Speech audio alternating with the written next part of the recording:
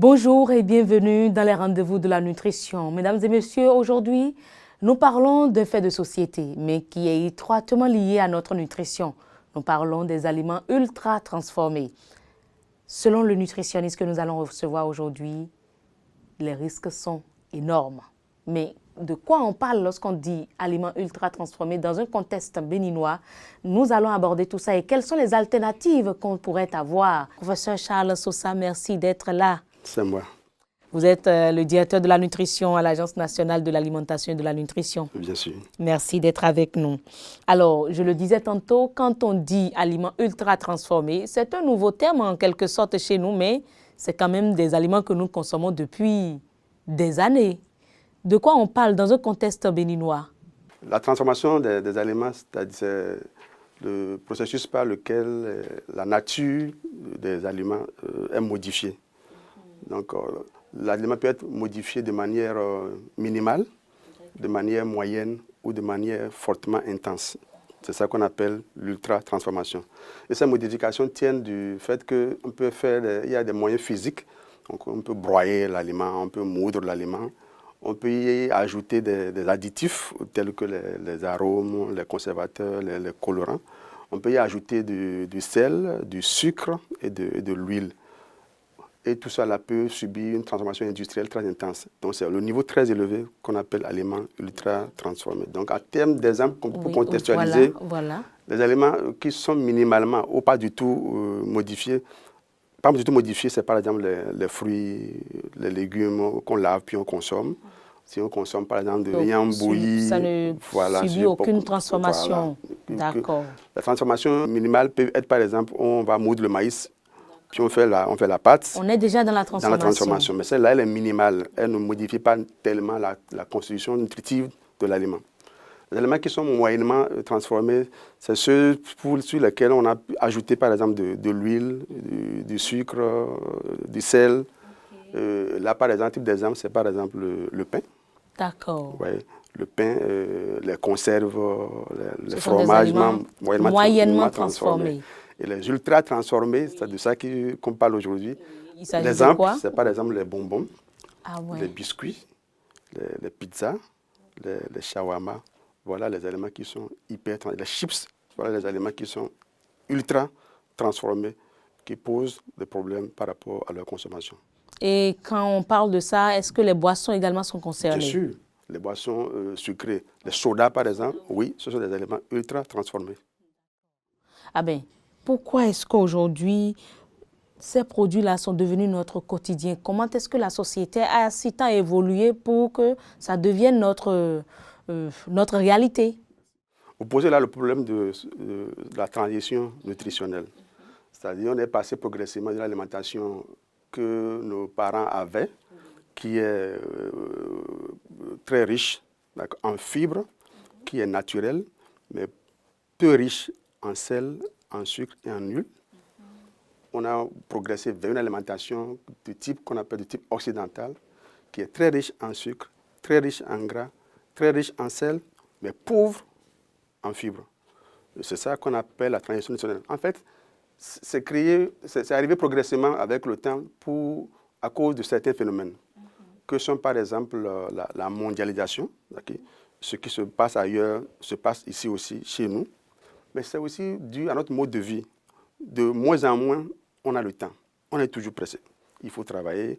On travaille peut-être loin. À midi, on ne rentre pas. Il faut trouver quelque chose pour manger. Le soir, on rentre fatigué, on n'a pas le temps. Qu'est-ce qu'il faut faire pour manger rapidement? Donc, il faut chercher des aliments qui sont pratiques, faciles à cuire et rapides à manger pour continuer à travailler. Donc, en réalité, ces aliments qui sont caractérisés par le fait qu'ils contiennent des sucres, du gras, du sel, qui sont caractérisés aussi par le fait qu'ils sont pauvres en fibres, en vitamines et en nutriments essentiels, mais ils sont caractérisés surtout par le fait qu'ils sont pratiques. D'où il faut faire la balance entre les choses. Ce qu'on règle en termes de commodité, en termes de praticabilité, est-ce que cela équivaut au problème de santé que ces aliments induisent? Toute la question est là. Et quels sont ces effets-là liés à la consommation de ces produits? Ces effets sont liés aussi à la teneur. Donc, lorsqu'on prend par ces aliments, tout à l'heure j'ai dit, ils sont riches en sel, en sucre, en gras. Du coup, la richesse en sel, vous voyez, ça va conduire à l'augmentation de la tension artérielle. La richesse en sucre va conduire à la prise de poids. L'obésité. Exactement. La richesse en huile aussi va conduire à la prise progressive du poids avec le corollaire de maladies hypertensives, de diabète, ainsi que de cancer. Vous voyez. La pauvreté en fibres alimentaires, c'est ce qu'on appelle les fibres. Si on prend par exemple le maïs, quand on va moudre le maïs, quand on tamise, ce qui sort par exemple, quand on dit que c'est le son, on jette, c'est les fibres. Elles sont suffisamment utiles, on ne le sait pas. C'est par exemple lorsqu'on mange de la mangue, vous voyez, il y a des genres de fibres à l'intérieur du jus. C'est ça qu'on appelle des fibres. Ce sont des substances qui sont utiles à l'organisme. Donc, les éléments pauvres, du fait de la transformation, ça détruit tout ça. Exactement. Puisque les fibres sont des éléments qui régulent l'absorption intestinale. C'est-à-dire, quand on mange du pain, ce n'est pas le pain entier qui rentre dans le sang. Mais sans ces fibres, tout rentre de manière rapide. D'où les sucres sont absorbés rapidement, le sel est absorbé rapidement. Pour le sucre, ça va amener l'organisme à réduire le sucre dans le sang, puisqu'on ne doit pas en avoir suffisamment au-delà d'un seuil. Quand ça dépasse ce seuil, l'organisme va réagir pour chercher à réduire. Et ça va susciter le fonctionnement excessif de certains organes tels que le pancréas. Et à force de le susciter, il va se surmener et finir par vous laisser aller vers le diabète. Ensuite, c'est beaucoup de choses, pas encore fini. Concernant les colorants que cela peut contenir, les colorants, vous imaginez, ce sont des substances chimiques qui sont ajoutées aux aliments. Ces colorants proviennent de quoi? Ce sont des produits, ce sont des dérivés de pétrole qu'on utilise pour faire les colorants. Et ces colorants créent aussi des problèmes. Par exemple, c'est reconnu que les colorants sont à la base de l'hyperactivité et de manque de concentration des enfants. Un enfant qui est hyper agité, qui ne peut pas se concentrer, regardez bien, est-ce qu'il ne prend pas des aliments auxquels on a ajouté des colorants? Les bonbons rouges, roses, de toutes les couleurs possibles. Donc, les parents doivent commencer par faire attention à ce genre de choses. Ça crée un genre de mécanisme au niveau du cerveau qui fait qu'il y a l'addiction. Vous en avez toujours besoin. Vous mangez quelque chose qui est onctueux et sucré, vous voyez, le yaourt, les friandises, le pain viennois, des choses. Vous avez encore envie de venir chercher parce que... Ce sont des additifs. Exactement. Ça crée l'addiction. Et les commerciaux le savent. Ils mettent ça pour que vous reveniez encore chercher. Et ils font des profits par rapport à ça. Mais vous vous exposez à des maladies. Mais lorsqu'on parle aujourd'hui de ces perturbateurs au niveau de l'organisme, on parle de perturbateurs endocriniens. Est-ce que c'est également lié à ces aliments ultra transformés? Oui, c'est lié surtout à l'emballage. Habituellement, les aliments sont emballés dans des sachets. On regarde aujourd'hui de plus en plus à Cotonou, dans les carrefours, on voit de la banane qui est frite et mise en sachet sous forme de chips, et que beaucoup achètent ça. Ces sachets, comme on le sait, sont des dérivés du pétrole qui contiennent du bisphénol A, qui est un élément perturbateur endocrinien. Donc, il va interagir avec les hormones sexuelles reproductrices chez les adolescents ou chez les personnes âgées même pour créer des perturbations au niveau de la fertilité. Face aux problèmes de santé que cela pose, tout à l'heure vous avez vu, j'ai énuméré les problèmes, il n'y a pas de comparaison possible. Les problèmes sont énormes par rapport à ce qu'on gagne. En anglais, on dit souvent garbage in, garbage out, c'est-à-dire lorsqu'on met des ordures, ça sort des ordures. Les aliments ultra transformés, étant donné que leur constitution a été modifiée, ce n'est pas comme l'aliment naturel qui a des concentrations en nutriments de manière physiologique et l'absorption est régulée, facile. Étant donné que ces aliments sont modifiés, il y a trop de sucre, il y a trop de sel, il y a trop d'huile, l'intestin est embarrassé par rapport à leur absorption. Il n'y a pas de fibres, donc tout est absorbé, ça finit par créer du désordre dans l'organisme. Ça perturbe l'organisme. Vous savez, par exemple, le cancer, c'est quoi? C'est que les cellules se multiplient de manière désordonnée parce qu'il n'y a pas de régulation. Ces problèmes peuvent survenir avec la consommation de ces aliments-là parce que les aliments, les nutriments sont apportés en quantité qui ne sont pas les quantités habituellement ordinaires. Ça va perturber l'absorption, ça va solliciter les organes qui, à force d'être sollicités, vont commencer par faire des erreurs par rapport au métabolisme, et bonjour les dégâts. Avant de parler des solutions aujourd'hui, des alternatives aujourd'hui pour permettre à ceux-là de quand même continuer par consommer des aliments pour leur santé, je vais nous proposer de prendre une courte pause. On va suivre cette capsule et on revient. Ils sont partout, dans les boutiques, à la maison, à l'école, et nos enfants en raffolent. Les aliments ultra transformés, biscuits, bonbons, nouilles instantanées, chips, boissons sucrées, snacks, gâteaux, pizzas industriels, les saucisses et saucissons. Ce sont des aliments fabriqués par l'industrie dont la composition naturelle a été fortement modifiée. Le problème, bien qu'ils soient faciles d'accès, pratiques et prêts à être consommés, les aliments ultra transformés contiennent très peu de nutriments utiles, presque pas de vitamines, presque pas de fibres, mais en revanche, ils sont très riches en sucre, en sel, en mauvaise graisse, en colorants et additifs chimiques, ce qui ne fait aucun bien à la santé. Prenons quelques comparaisons simples. Une canette de boisson sucrée de 33 centilitres, c'est environ 8 morceaux de sucre. Pourtant, l'OMS recommande de réduire la consommation des sucres ajoutés. Les nutritionnistes conseillent de ne pas dépasser l'équivalent de 4 morceaux de sucre ou 4 cuillères à café de sucre en poudre par jour. Prenons un paquet de nouilles instantanées.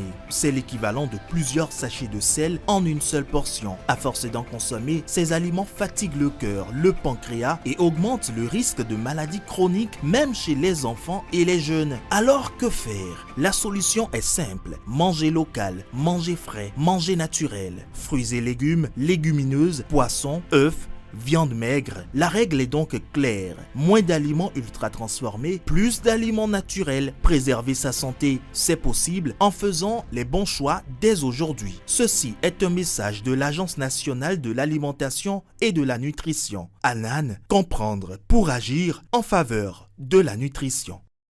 Alors, mesdames et messieurs, nous sommes de retour sur le plateau pour poursuivre nos échanges sur les aliments ultra transformés. Mais professeur, aujourd'hui, la couche juvénile, qu'est-ce qui la retient si tant et quels sont les risques franchement liés? Vous avez parlé de l'hyperactivité, il n'y a que ça? Non, il y a bien plus que ça. Vous voyez aujourd'hui la quantité de jeunes qui font des maladies cardiovasculaires. Qui font même des AVC. Le caractère jeune de la survenue de ces maladies, leurs causes sont multiples, parmi lesquelles on trouve la mauvaise alimentation. Donc, ce n'est pas aujourd'hui que ça va se passer, mais chaque adolescent doit prendre conscience que, en consommant ces aliments, je prends le risque d'altérer ma santé dans les années à venir. Donc, je les invite à prendre conscience et à faire des choix éclairés et responsables. Mais ça, ce sont les jeunes, mais les tout petits. Les tout petits, ce qui est important, c'est de ne pas les habituer à ça. On n'est pas tenu de prendre de bonbons. On peut prendre de jus de fruits faits à la maison. Oui. Est-ce qu'on est tenu de prendre nécessairement du shawarma et de la pizza dans lesquels on a mis plein d'ingrédients qui sont dangereux par rapport à la santé? Non. On peut amener son repas, son lunch à l'école. Les fonctionnaires, il y en a beaucoup qui amènent des repas de la maison. Si on veut protéger sa santé pour demain, ce sont les quelques difficultés auxquelles il faut faire face pour demain, pour vivre mieux. Alors, professeur, parlant de ces aliments qui pouvaient constituer des alternatives, quelles sont ces propositions pratiques et simples que vous pourriez leur conseiller? En réalité, on peut cuisiner localement. Si pour faire la sauce, si les légumes, on avait lavé les ingrédients, c'est 15 minutes. La pâte, c'est au plus 20-25 minutes. C'est fini. En réalité, c'est parce qu'on cuit aussi mal. Donc, il y a plusieurs possibilités d'avoir des aliments locaux, des plats locaux. Fait maison. Simple, oui. Si on prend les boissons sucrées, par exemple, on peut bien s'en passer. Si c'est la couleur qui vous intéresse, on peut extraire la couleur des aliments naturels. Si c'est la couleur rouge au vin qui vous intéresse, il y a par exemple le bisaps. Vous voyez un peu. Si c'est la couleur jaune qui vous intéresse, il y a le curcuma. Vous voyez, donc cette possibilité existe. Les jeunes aujourd'hui en milieu scolaire, quel conseil avez-vous à donner à ces enfants-là aujourd'hui pour quand même s'auto-éduquer dans la matière? Si l'environnement de l'enfant ne contient que des aliments transformés, il n'a pas le choix. Il va en consommer. Donc d'où, dans les politiques publiques, il faut que l'environnement scolaire, ce qu'on amène aux enfants à 10 heures, ce que les vendeuses apportent, ça doit être bien suffisamment réglementé pour que l'enfant n'ait pas dans son environnement immédiat ce type d'aliments pour pouvoir les consommer et en avoir l'habitude. Vous voyez un peu. Donc dans les pays qui sont en voie, qui sont développés, c'est ce qui se passe. Vous ne pourrez pas, n'importe qui ne veut pas venir s'asseoir pour vendre des sucettes colorées à volonté aux enfants. Alors pour terminer, des conseils pratiques mais brefs. Merci. Ce qu'il faut retenir, les aliments ultra transformés, ce sont les aliments pratiques doux à manger, rapides à manger, mais ce sont des aliments qui comportent des risques. Donc, il faut faire la balance entre les risques de santé énormes que cela comporte par rapport aux commodités temporaires qu'on peut gagner en les consommant. Il faut savoir aussi qu'on peut se passer de ces aliments. Il y a des aliments locaux qu'on peut manger, des aliments locaux qui ne sont pas toujours compliqués à fabriquer, à produire. Si c'est les questions de temps, si c'est les questions de commodité, on peut toujours gérer ça avec les aliments locaux. Si vous de prendre des dispositions pour les préparer à l'avance ou bien de faire en sorte que les préparations ne durent pas longtemps parce que ça détruit les nutriments. La cuisson, elle est souvent brève en matière de légumes, en matière de préparation ordinaire que nous mangeons.